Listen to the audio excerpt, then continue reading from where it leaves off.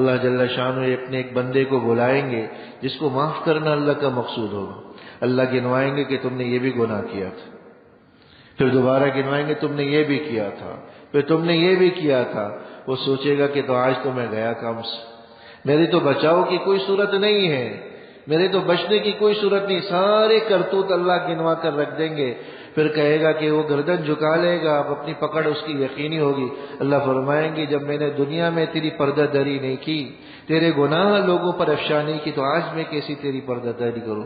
जाओ मैंने अपनी रहमत से तुझे माफी दे दी। तो अल्लाह जल्ल शान हम सब की सत्तारी फरमाए, गुनाहों को माफ फरमाए। दुनिया में जिस तरह हम में से हर आदमी अपनी गिरबान में झांक कर देगा, उसको अपना कच्चा चट्टा खुद सामने आ जाए।